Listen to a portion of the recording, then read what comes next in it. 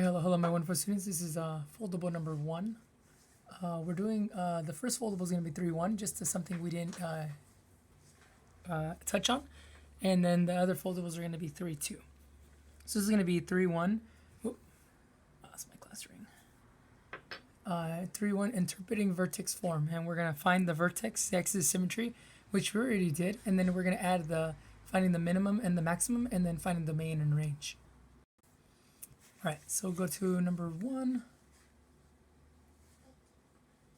So for the first problem here, we have y is equal to our 3 times our x minus 4 squared minus 2.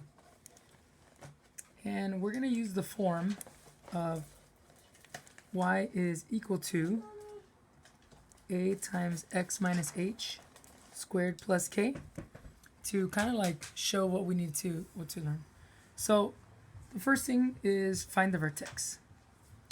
So the vertex is in green. The vertex is going to be equal to, if you guys remember, it's actually our hk. And our h and k are here, which are also here.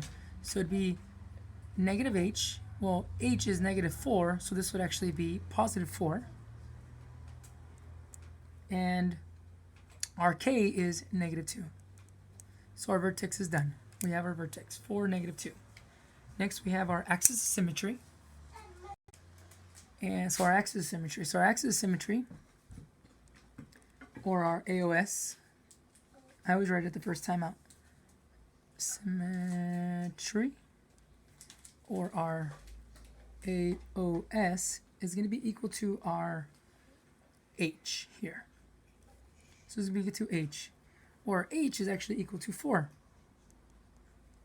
So that means our AOS, our axis of symmetry, is equal to 4. Alright, so now let's go to the maximum or minimum.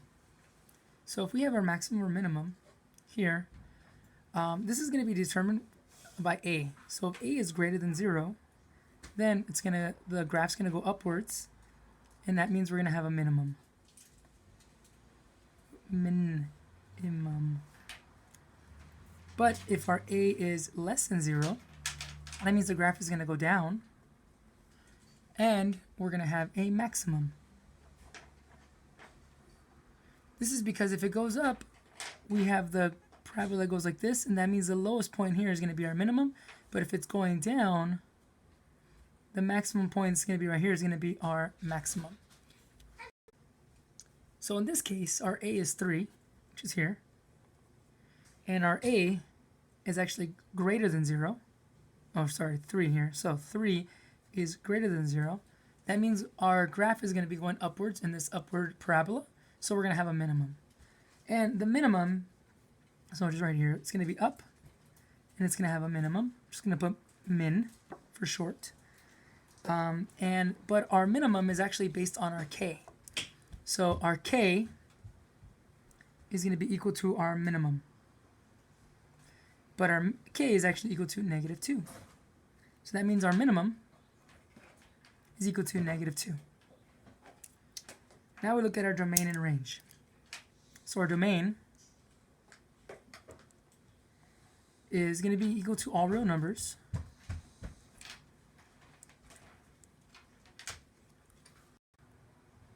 Alright, so the domain is all real numbers because the x is not restricted by anything, because it could be negative, it can be positive, and it doesn't matter because it's going to be squared, so it's always going to come out positive here. So there's really nothing restricting it.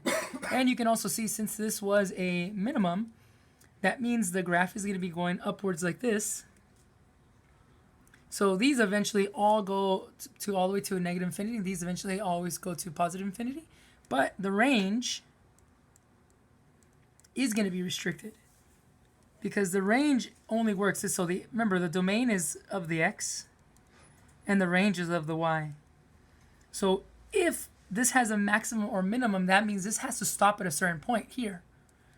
So it cannot go any further down than this here, but it can go up to infinity. So we know this, the range is going to be from the number that's here, and the number that's here, remember, is determined by the k, which is negative 2. So our range is going to be from negative 2 to positive infinity, because since the minimum is negative 2 here, and it stops at this point here, That means it's not going to go any further down than negative 2, but it is going to go all the way to positive infinity because there's no restrictions after that point.